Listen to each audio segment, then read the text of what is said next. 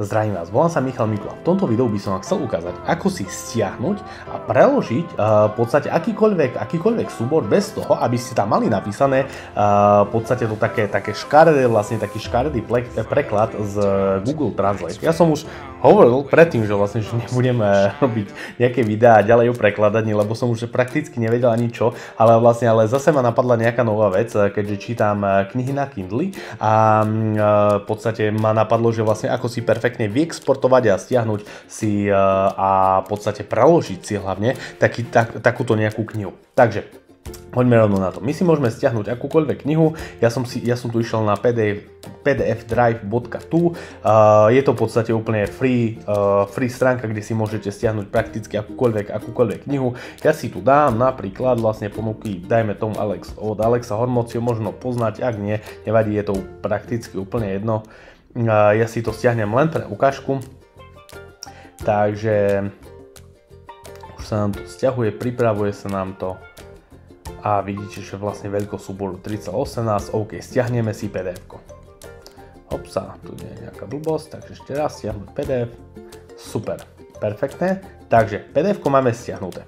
Takže PDF-ko máme tuto, my si to dáme takto, aby sme to videli. Tak, takže vidíte, že vlastne že to PDF-ko je úplne klasické PDF, ešte si to skúsime otvoriť. Takto pozrieme sa. OK, hej, čiže vlastne je to úplne klasické PDF-ko. Dobre, čo teraz ideme spraviť? Teraz vlastne to PDF-ko, bežne vlastne, ak by ste si to chceli preložiť, tak pôjdete na Translate, dáte si preložiť, dáte si dokumenty, dá sa to aj takto, je to v podstate oveľa rýchlejšie ako to, čo vám navrhnem ja teraz, ale nie je to takto pekné a ukážem vám aj rozdiel. Dáme prehľadať, dáme plocha, dáme tento súbor, tu si môžeme prekladať len súbory, ak sa nemýlim, do 5 alebo do 10 MB.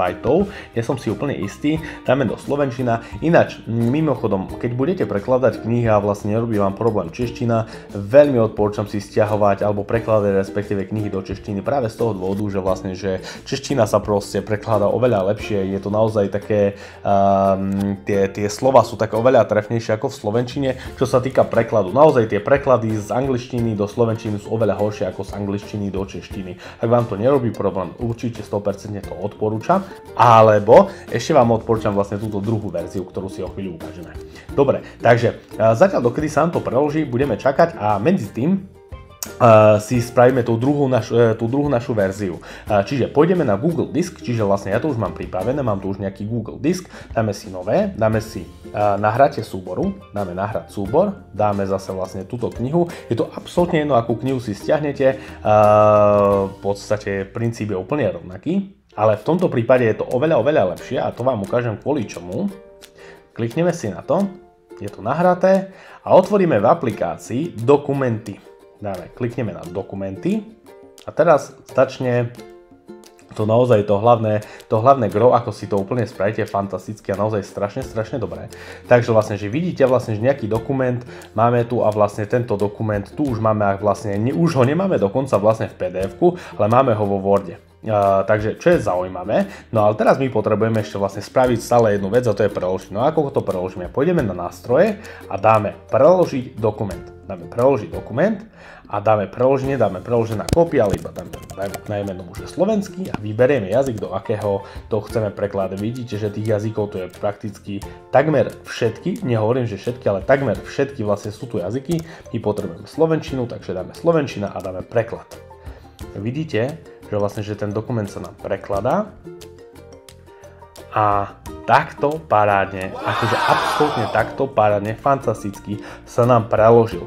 A vidíte, že vlastne, že ak by ste si čokoľvek chceli ešte vlastne upraviť, tak vlastne viete si to upraviť. Stále vlastne ako keby máte možnosť si to upravovať. Tak napríklad vlastne tento obsah kľudne môže byť na ďalšej stránke, nemusí to byť na jednej stránke a už vám to potom bude také oveľa krajšie, naozaj oveľa krajšie. Ak by ste chceli napríklad ešte čo sa týka zarovnania, ja som spomínal, že nejaké zarovnanie, tak si zobrazíte, dáte si Ctrl+A alebo v môjom prípade na Macu, ak používate Mac, tak je to Command A, označíte si celý text a vidíte, že vlastne, že tu takýmto spôsobom si viete upraviť, ako to takto, hopla, takto, dáme si napríklad tak a takéto zarovnanie si upravíme. Z druhej strany upravíme si zarovnanie a môžeme si takto to celé zarovnať do takého stredu a vlastne už nám ten text vyzerá oveľa krajšie a ináč sa bude aj čítať vlastne na tej čítačke. Na záver, keďže vlastne to chceme stiahnuť ako nejakú knihu, ak používate Kindle, tak vlastne Kindle podporuje len formáty EPUB. Ak používate akýkoľvek tablet alebo mobil,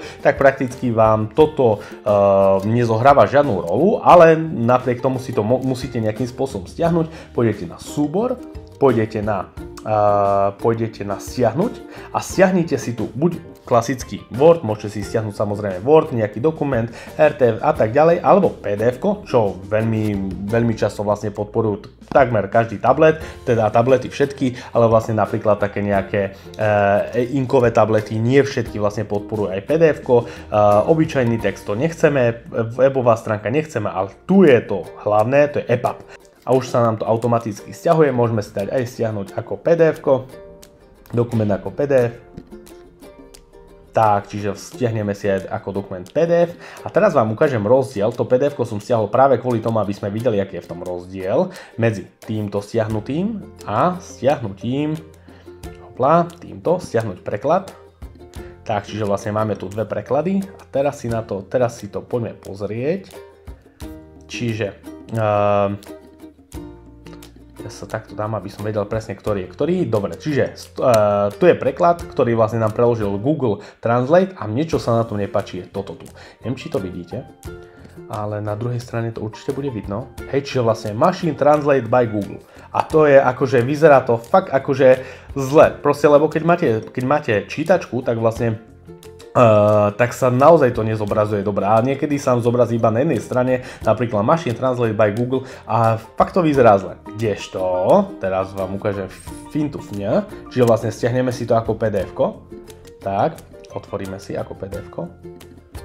Tak, a vidíte, že nič nám tu nezobrazilo. Všetko si to môžeme ešte my naformátovať, ako chceme. Prakticky je to úplne naformatované rovnako, ako to bolo tam. Len s tým, že vlastne ako bolo toto PDF-ko. Hej, čiže vlastne je to veľmi podobné, len možno je to trošičku na širšie, ale to sa úplne jednoducho dá prispôsobiť vlastne vo Worde. Ale máme komplet celú hotovú knihu preloženú a v dobrej slovenčine, nie v zlej slovenčine, lebo napríklad toto tu ešte si aj môžeme ukázať. Toto tu je prakticky zlá slovenčina kvôli tomu, že schválne si poďme ukázať.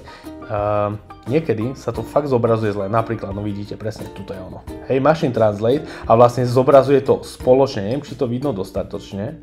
Hej, ale vidíte, že vlastne sa to ako keby zleje. Kdežto v tomto prípade není to zliate nič. Není zliate absolútne nič. Není nič zliate. A je to úplne fantastická finta, ktorú vám určite odporúčam. No a teraz ako si v podstate z tohto EPUBu ešte spravíte v podstate ako si spravíte vlastne knihu s tým, aby ste mali takýto pekný dizajn, aby ste videli vlastne čo reálne čítate v tej čítačke. Pôjdete si, ja tu mám vlastne taký EPUB Ultimate, EPUB Ultimate.